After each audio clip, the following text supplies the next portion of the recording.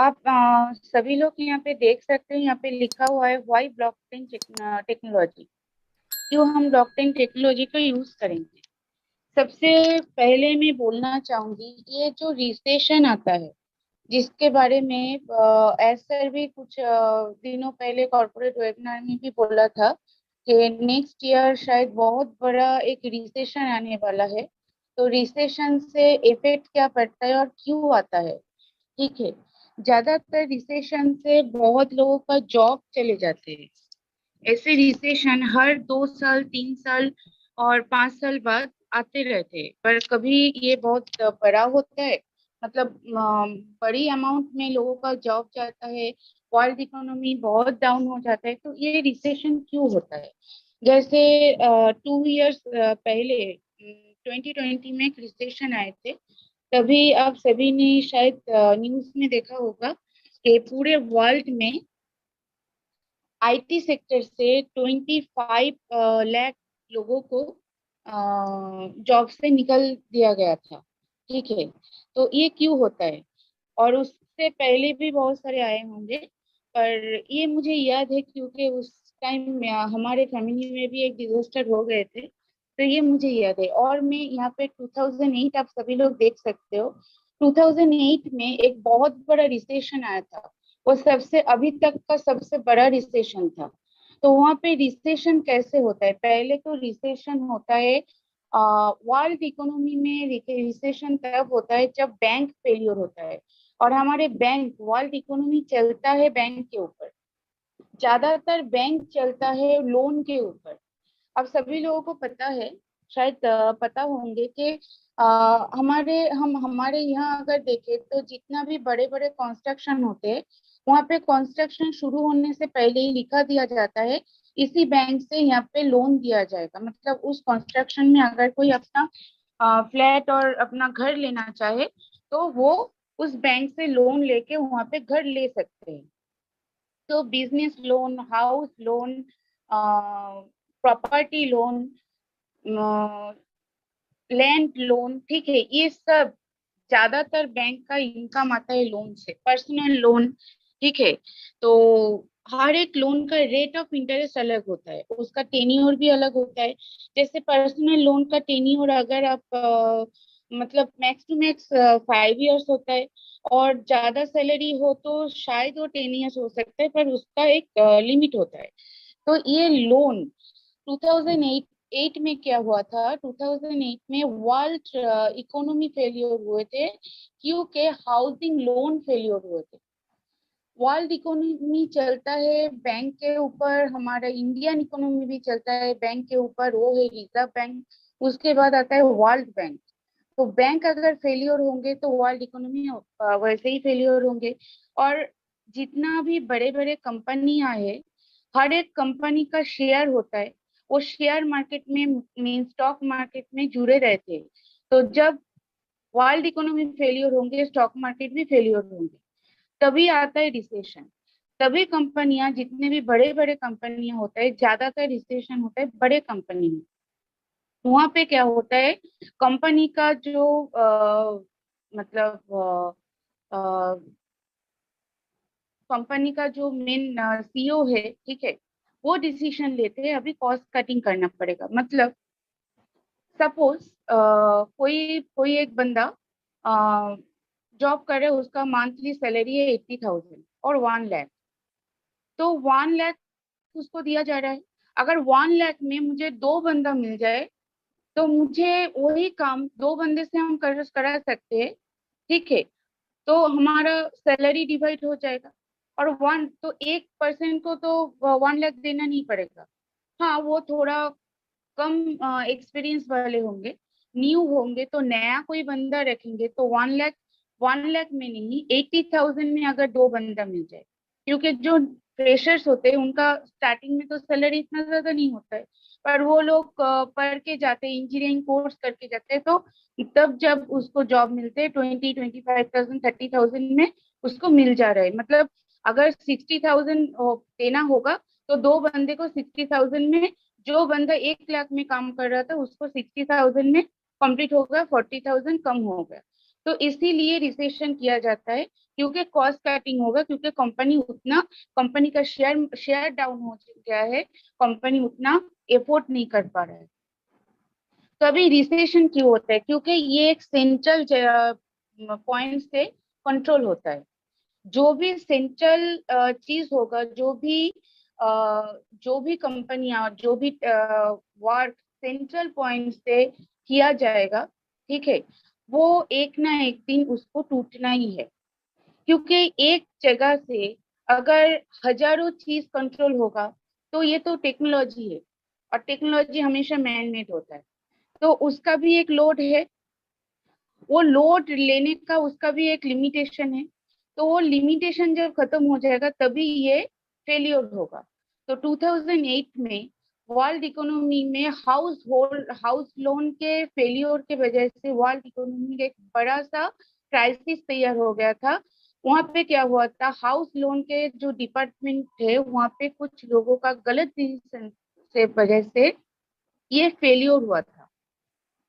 तो उसका भरपाई सभी को करना पड़ा। बहुत लोगों को जॉब गया, बाद में उसको जॉब भी मिला, ठीक है, पर उसी टाइम में वो अपना परिवार के लिए क्या कर सकती। तो इसीलिए तभी कोई कुछ बड़े लोगों ने, वर्ल्ड बैंक के और वर्ल्ड इकोनॉमी के कुछ बड़े दिग्गजों ने ये फैसला किया कि कुछ प्लेटफॉर्म हम लोगों को चाहिए जो ट्रस्टेड हो और डिसेंट्रलाइज्ड हो, सेंट्रलाइज्ड नहीं हो। Non centralization means decentralize means जिसका पॉइंट एक जगह से नहीं, जिसका पॉइंट हजारों जगह से कंट्रोल किया जाएगा। अगर एक जगह फेलियर हो जाए तो हम दूसरी जगह से उसको कंट्रोल कर सकते। जैसे एक एग्जांपल मैं दे सकती हूँ आपको। अभी हमारे एसर ने बोला है कि हमारे एक डेटा सेंटर तैयार हो गया है, एक डेटा सेंटर हो रहा है। पर यहाँ पे हम बहुत सारे लोगों को ये पता है कि दो डेटा सेंटर हो रहा है। हाँ, बेसिकली देखा जाए तो दो ही डेटा सेंटर हो रहा है। एक डेटा सेंटर जहाँ से हमारा हर एक पूरा ऑन पैसिव का जो प्लेटफॉर्म है उसको कंट्रोल किया जा रहा है, और एक डेटा सेंटर है जो बैकअप के लिए है। कभी भी अगर एक डेटा सेंटर फेलियर हो तो बैकअप डेटा सेंटर से हम कंपनी को फिर से रन कर सकते हैं। क्योंकि अगर एक ही डेटा सेंटर होगा तो अगर वो फेलियर होगा तो पूरा प्रोडक्शन फेलियर हो जाएगा, कंपनी पूरा लॉस में रन करेगा, ठीक है। तो जो लोग सॉफ्टवेयर इंजीनियर है वो फ्रंट में काम करते हैं, जो बैकएंड में काम करते हैं, जो हमारे एसर बोलते हैं डेटा सेंटर, क्लाउड होस्टिंग, ठीक है, ये बैक एंड में काम होता है। इसका काम 24/7 होता है। मतलब यहाँ पे शिफ्टिंग, जो भी यहाँ पे अपॉइंट होते हैं वो लोग शिफ्टिंग ड्यूटी में रहते हैं। यहाँ पे किसी कंपनी का 2, किसी कंपनी का 3 शिफ्ट रहते हैं। तो इसका मतलब है कभी भी वो प्रोडक्शन को हम बंद नहीं कर सकते। अगर वो प्रोडक्शन बंद हो जाएगा तो हमारा इनकम बंद हो जाएगा, पूरा कंपनी का फेलियर स्टार्टिंग हो जाएगा। तो इसलिए बोला जाता है कि दो डेटा सेंटर है, एक बैकअप के लिए है और एक एक्चुअल डेटा सेंटर है। अगर कभी भी एक्चुअल डेटा सेंटर में कोई फेलियर हो जाए तो वो बैकअप हम दूसरे डेटा सेंटर से ले सकते हैं। तो इसलिए डिसेंट्रलाइजेशन ऐसा ने क्यों बोला है कि हर एक देश में, हर एक रीजन में, हर एक स्टेट में हमारा डेटा सेंटर होगा इन फ्यूचर में। क्यों क्यों इसका मतलब यही है कि ये डिसेंट्रलाइज्ड होगा। जो भी सेक्टर, जो भी ऑफिशियल सेक्टर ब्लॉकचेन टेक्नोलॉजी के अंदर प्लेटफॉर्म में चलता है तो उसको डिसेंट्रलाइज होना ही पड़ता है। क्योंकि डिसेंट्रलाइज का मतलब है अगर एक जगह से फेलियर होगा तो दूसरी जगह से उसको बैकअप हम दे सकते हैं।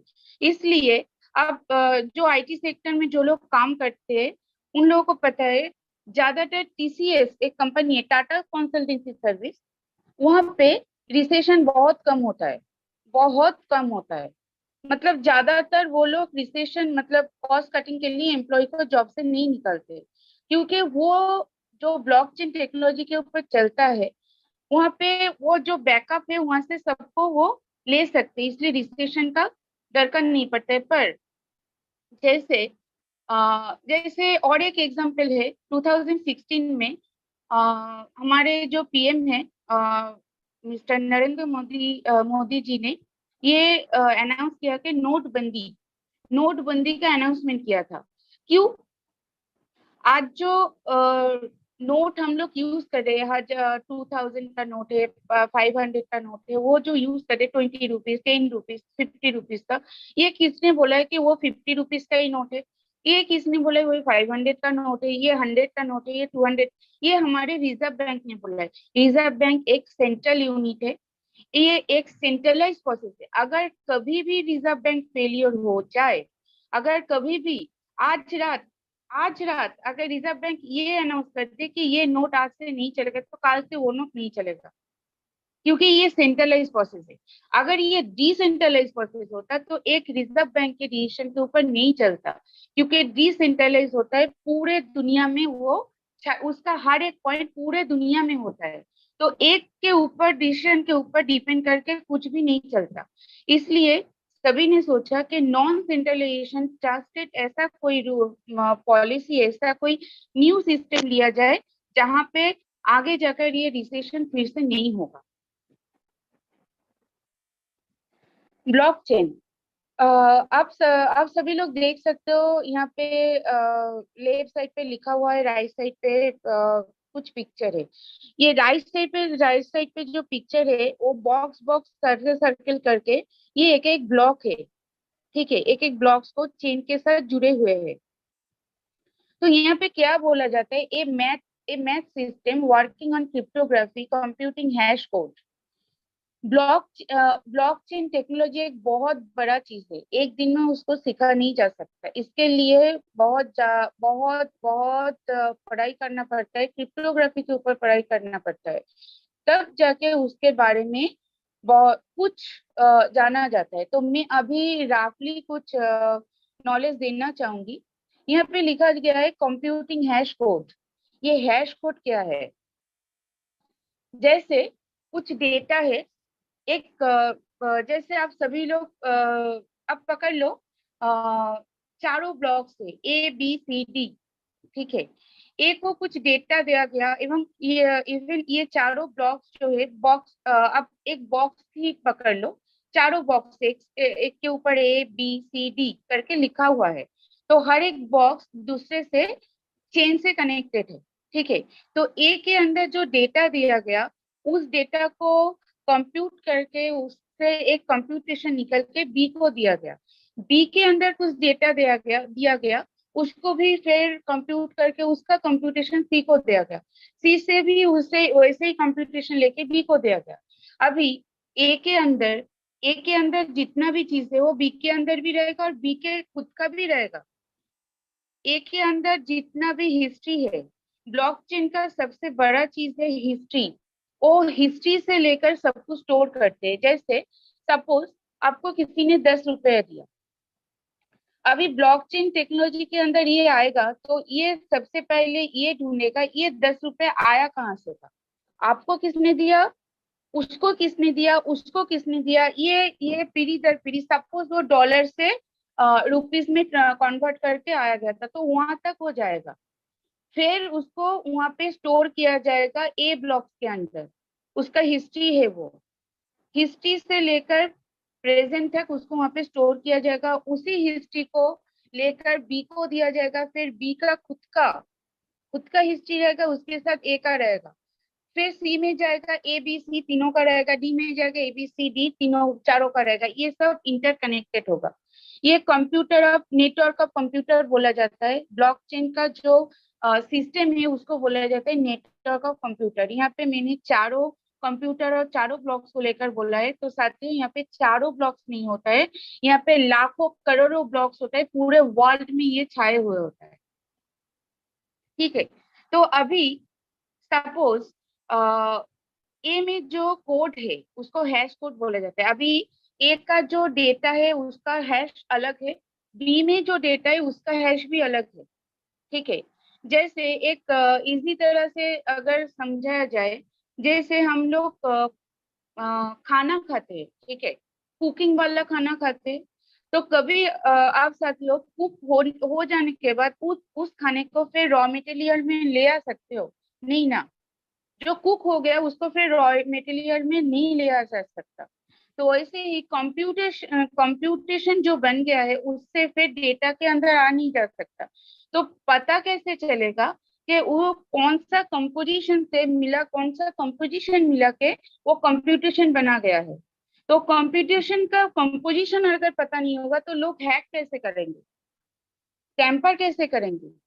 सपोज बी को किसी ने टेम्पर कर भी लिया, तो बी को जब टेम्पर करेगा, बी का हैश अलग है, सी का हैश अलग है, डी का हैश अलग है, और सबके अंदर उसका प्रीवियस ब्लॉक्स का हैश जुड़े हुए हैं। बी को जब टेम्पर किया जाएगा बी कंप्यूटर को, तब ए कंप्यूटर से हैश को लेना पड़ेगा, ए कंप्यूटर से हिस्ट्री को लेना पड़ेगा। तो जब वो बंदा जाएंगे ए कंप्यूटर से हिस्ट्री को लेने, तभी ए कंप्यूटर क्या करेगा, उसके अंदर जो डेटा दिया गया है वो उससे देखेगा कि बी का हैश के साथ उसका हैश मतलब एक हो रहा है क्या, सेम हो रहा है कि नहीं। जब देखेगा नहीं ये तो अलग हो रहा है, तो इसमें कुछ टेम्पर किया गया है, किसी ने इसको टेम्पर किया, इसके साथ छेड़खानी किया है। तभी ये खुद ब खुद क्या करेंगे, ये अपना जो हैश सिस्टम है उसको खुद ब खुद चेंज कर देंगे, और उसको खुद ब खुद चेंज करके उसको बी को भेज देंगे, बी खुद का चेंज करके सी को भेज देंगे, सी खुद का चेंज करके सब मिला के अपना सिक्योरिटी लेवल खुद ब खुद चेंज कर लेंगे। ये सभी कुछ होगा ऑटोमेशन प्लेटफॉर्म में।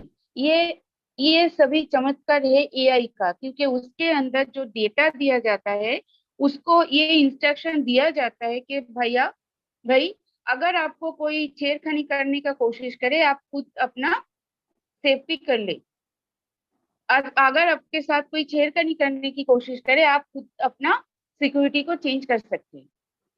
ये गया पहला पॉइंट। सेकंड होता है कि यहाँ पे एक टाइम बाउंडिंग होता है। सपोज ये जो हैश कोड है ये सब तैयार किया गया था सुबह को 7 बजे या शाम को 7 बजे, जब भी हो एक टाइम पकड़ लेते, ठीक है। तो अगर 7 AM में तैयार किया गया था, तो अगर जिसको उसको हैक करना है उसको 7 AM में ही हैक करना पड़ेगा, ना तो उसके पहले ना तो उसके बाद। अगर वो उसके बाद करने के लिए जाएंगे तो वो नहीं कर पाएंगे, पहले ये बात है। और उसका जो टाइम लिमिट है, सपोज वहां पे 10 सेकेंड और 10 मिनट दिया गया, तो 10 मिनट के अंदर उसको ब्रेक करना पड़ेगा। तो ये तो ब्लॉक चेन है, चेन के साथ जुड़े हुए हैं। एक कंप्यूटर का अगर हैश कोड वो तोड़ भी लेते हैं, तो लाखों करोड़ों कंप्यूटर है, उसका हैश कोड कैसे उसी 10 मिनट में कैसे तोड़ सकते हैं। हम सभी लोग ऑन पैसिव में हैं। ऑन पैसिव का जब प्रोफाइल खोलते हैं वहां पे एक आईडी दिखा जाता है।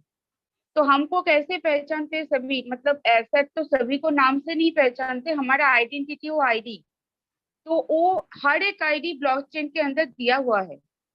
तो हमारे पास हमारे मोबाइल में, वो हमको पता नहीं है, हमारे मोबाइल में हर एक ब्लॉकचेन का अलग अलग आईडी है। और अगर किसी का लैपटॉप है, किसी का कंप्यूटर डेस्कटॉप है, किसी का मोबाइल है, जिसका भी डिवाइस है, हर एक डिवाइस का ब्लॉकचेन आईडी अलग होता है। ब्लॉकचेन का दो की होता है, एक पब्लिक की एक प्राइवेट की। जैसे हमारा ईमेल आईडी और पासवर्ड है, ईमेल आईडी हम सभी को देते हैं, ये पब्लिक की है, पर सीक्रेट की है पासवर्ड। अब जब तक सीक्रेट की को आप बाहर नहीं निकालोगे तो कैसे पता चलेगा कि आप उसके अंदर क्या है।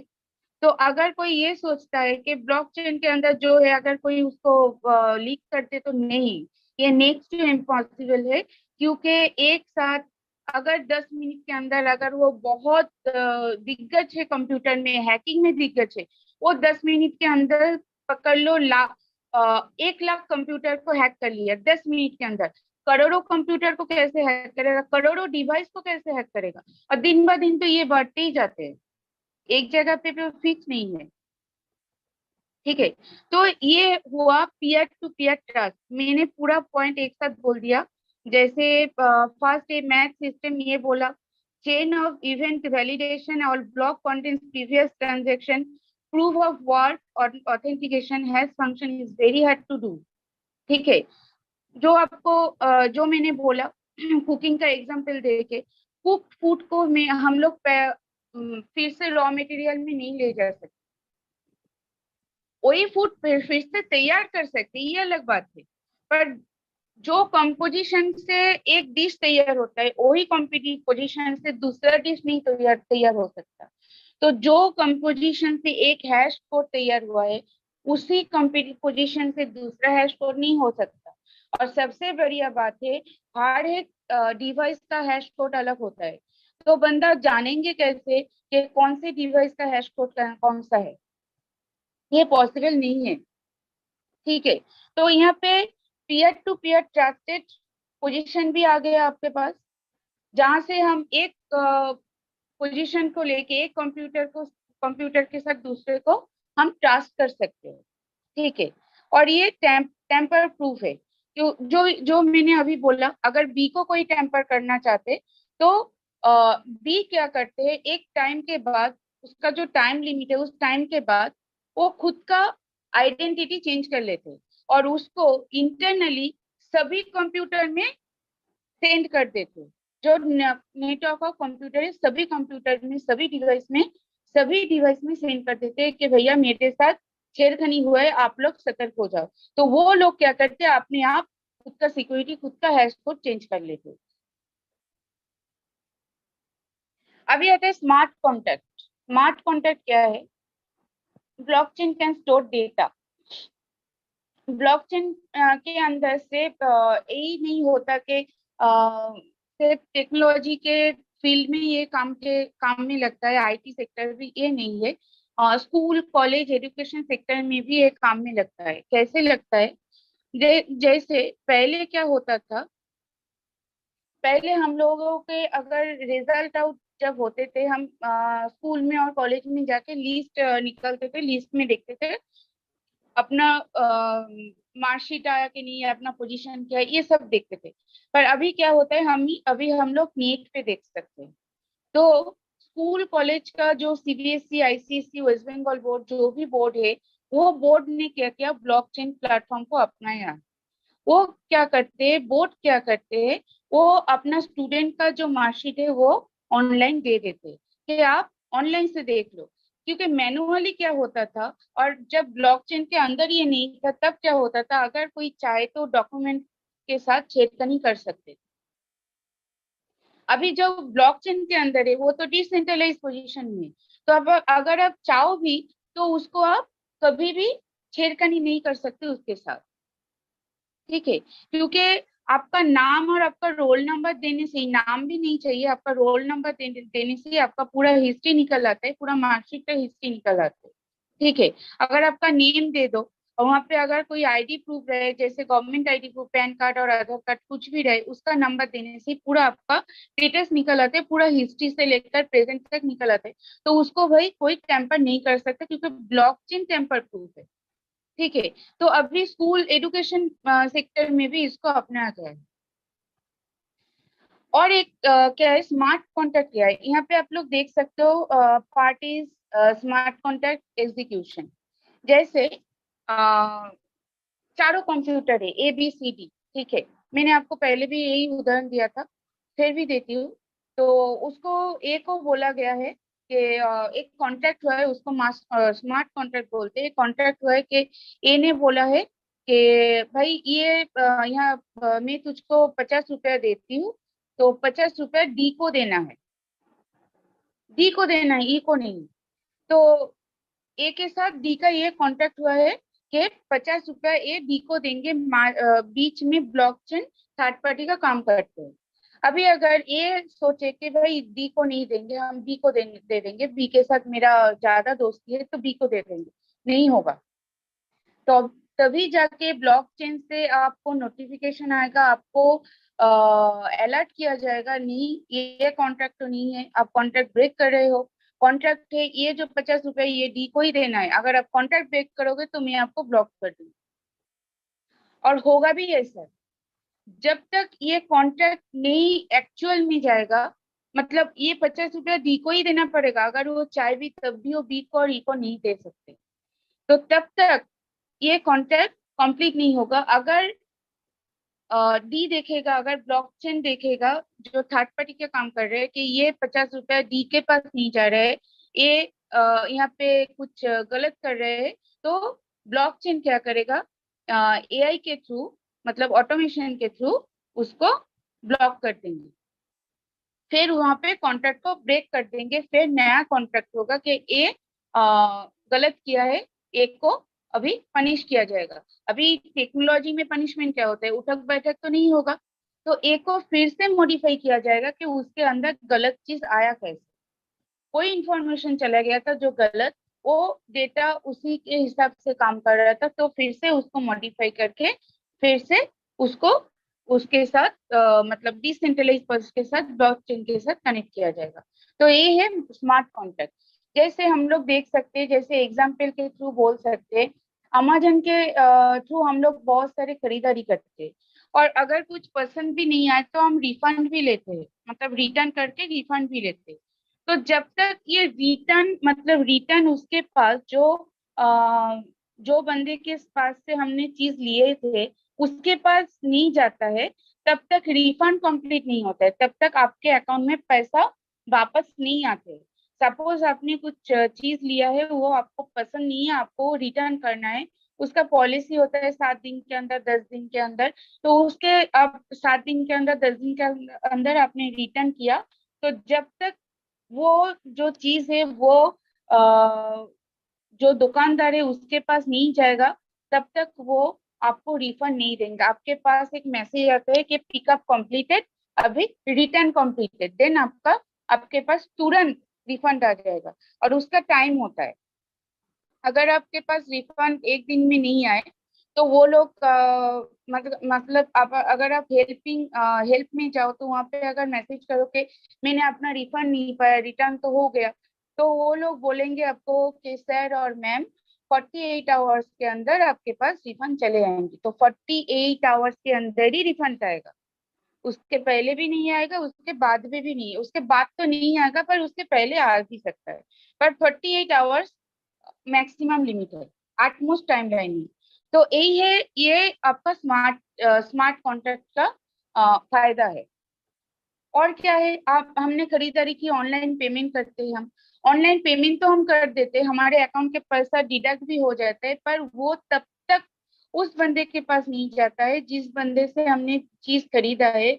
वो हमारे पास आते हैं, ज्यादातर डिलीवरी पर्सन हम लोगों को बोल के जाते हैं कि मैम आप फीडबैक जरूर दे देना, क्योंकि फीडबैक देने से कंपनी को पता चलता है कि नहीं ये बंदा ठीक जगह पे इसको डिलीवरी करके दिया है, तो अभी इसका जो पार्ट है इसको हम मिटा देते हैं।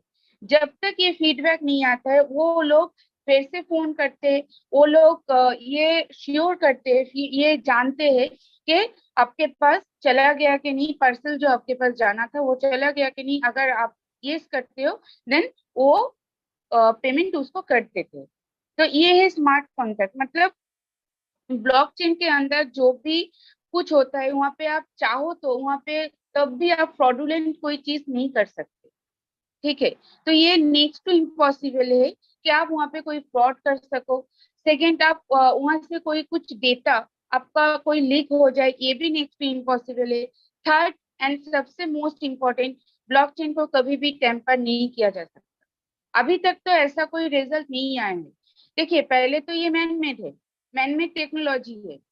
ठीक है, यहाँ पे हम लोग जो दिग्गज जो सॉफ्टवेयर इंजीनियर है वहाँ पे जो डेटा प्रोग्रामिंग देते हैं उसके ऊपर वो ब्लॉकचेन काम करते हैं। तो अभी तक इतना ऐसा कोई फीडबैक नहीं आया कि ब्लॉकचेन के थ्रू कोई टेम्परिंग हुआ है, नहीं अभी तक नहीं आया। तो आने वाले फ्यूचर में देखते हैं, और भी टेक्नोलॉजी है, टेक्नोलॉजी दिन ब दिन इम्प्रूव होते जाते हैं। तो जब अभी तक का सबसे बेस्ट सिक्योरिटी है ब्लॉकचेन, जिसके अंदर हमारा एआई रन हो रहा है, हमारा आर्टिफिशियल इंटेलिजेंस रन हो है, जिसके अंदर अंदर हमारा ऑन पैसिव रन हो रहा है। अगर तो इसके बलबूते पर हम लोग बोल सकते हैं, अगर कोई ये सोच रहा है कि यहाँ पे सिक्योरिटी नहीं होगा, वॉलेट से हम जो पैसा उठाएंगे, तब अगर कोई दूसरा कोई हमारे वॉलेट को हैक कर ले, नहीं, पॉसिबल नहीं है, क्योंकि ये डिसेंट्रलाइज है पहले।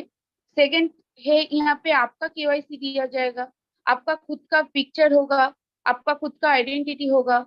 थर्ड है, यहाँ का हैश कोड होगा, जो हैश कोड आपके साथ ही जुड़े रहेगा, वो आपको पता नहीं होगा, वो सिर्फ एआई को ही पता होगा।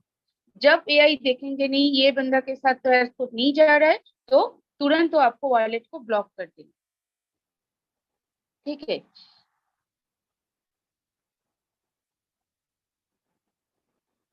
तो और मैं यहाँ पे तो ब्लॉकचेन खत्म होता है, तो और मैं थोड़ा बहुत बोलना चाहूंगी। जैसे हमारा ऑन पैसिव का प्रोडक्ट है, ओ मेल, ओ स्टाफ, ओ टीम, ओ नेट, ओ डेस्क, ओ चैट, ओ ट्रैकर, ओ कनेक्ट, ओकाडमी, ओ प्ले, ठीक है, ओ मीडिया।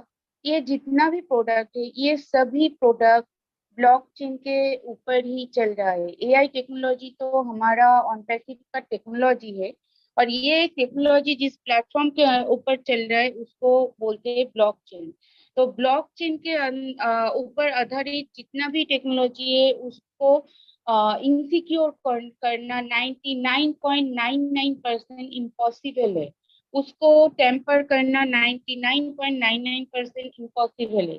कभी भी कोई भी परिस्थिति में उसको टेम्पर नहीं किया जा सकता, क्योंकि सबसे सिंपल सोच यही है कि एक हैकर एक टाइम में अगर वो जितना भी स्पेशलाइज्ड हो, अगर वो एक टाइम में एक साथ 1 लाख डिवाइस को हैक कर सकते हैं, पर करोड़ों डिवाइस को कैसे हैक करेंगे? जब वो 1 लाख को करने के बाद दूसरे स्टेप में जाएंगे, तो वो 1 लाख डिवाइस खुद ब खुद को चेंज कर लेंगे, वो भी एआई के थ्रू। तो ये नेक्स्ट टू इम्पॉसिबल। और एक चीज बोलना चाहूंगी, cess cess platform.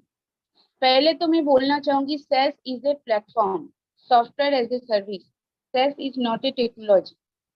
Sales platform के ऊपर हमारा हर एक टेक्नोलॉजी रन करते हैं, जैसे machine learning, deep learning, IoT, automation, ये सब सेल्स प्लेटफॉर्म के ऊपर रन करते हैं। सेल्स कोई टेक्नोलॉजी नहीं है, ये एक टेक्निकल प्लेटफॉर्म है।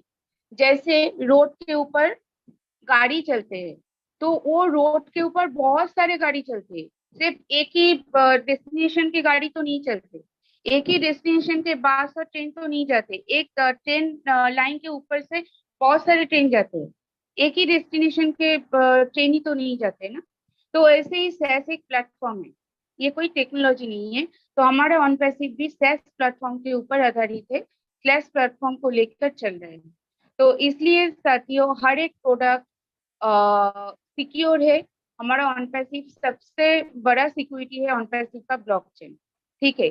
तो आशा करती हूँ मैं थोड़ा बहुत क्लियर कर पाई हूँ कि ब्लॉकचेन क्या है, क्यों ये इतना सिक्योर है, क्यों हमारे ऐसा ब्लॉकचेन को लेकर चलते हैं, और आने वाले दिनों में क्यों क्लाउड होस्टिंग के बारे में बोलते हैं, क्यों बोल रहे हैं कि हर एक रीजियन में, हर एक स्टेट में ये होगा, क्यों बोल रहे हैं? क्योंकि इसका मेन कारण है कि जितना जगह में, जितना पूरे वर्ल्ड में डेटा सेंटर होगा, तभी जाके हम क्लाउड होस्टिंग कर सकते हैं। और क्लाउड कभी भी ब्रेक नहीं हो सकता। अगर पूरा दुनिया भी ब्रेक हो जाए तो क्लाउड कभी ब्रेक नहीं होगा। हम लोग गाना सुनते हैं, अभी न्यू एक ऐप आया है स्पॉटिफाई। स्पॉटिफाई से भी हम लोग गाना सुनते हैं। अभी हम लोग गाना मोबाइल पे एसडी कार्ड में और मोबाइल में कहीं पे स्टोर करके गाना नहीं सुनते। हम लोग गाना ऐप में जाते हैं और स्पॉटिफाई ऐप में जाते हैं, वहाँ पे गाना सिलेक्ट करके हम लोग सुनते। तो ये गाना आता कहाँ से है? कहाँ से आती है? गाना आते हैं क्लाउड से। अब जब भी चाहो वहां से गाना सुन सकते हो, आपको अभी मोबाइल में उसको स्टोर करने की जरूरत नहीं है। तो आने वाले दिनों में टेक्नोलॉजी और भी इम्प्रूवमेंट होगा, और एआई के ऊपर अभी कोई टेक्नोलॉजी नहीं है। एआई मादर ऑफ टेक्नोलॉजी है। ठीक है। जैसे एआई डिपेंड करते हैं न्यूरल नेटवर्क के ऊपर, वैसे ही ब्लॉकचेन डिपेंड करते हैं अपना जो हैश कोड है, उसका हैश कोड है ब्लॉकचेन का सबसे बढ़िया चीज। ठीक है। तो साथियों, यही था अब तक का प्रेजेंटेशन और अब तक का जानकारी। आशा करती हूँ कि मैं आप सभी को थोड़ा बहुत क्लियर कर पाई हूँ। और लास्ट में बोलना चाहूंगी, जितना भी मेरा नॉलेज है, मैं तो टेक्निकल बेस से नहीं हूँ। ठीक है। तो वो नॉलेज मुझे मिला है मेरा पतिदेव अमित से। वो मुझे हर पूरा दिन पढ़ाते रहते हैं। तो आज अगर आप लोगों का कुछ डाउट हम क्लियर कर सके हैं, तो उसका क्रेडिट जाता है पूरा अमित को। मेरा उतना क्रेडिट नहीं है, मैं तो सिर्फ स्टूडेंट के बलबूते पर सीखी हूँ, और कुछ नहीं। Thank you so much. Over to Geeta ma'am.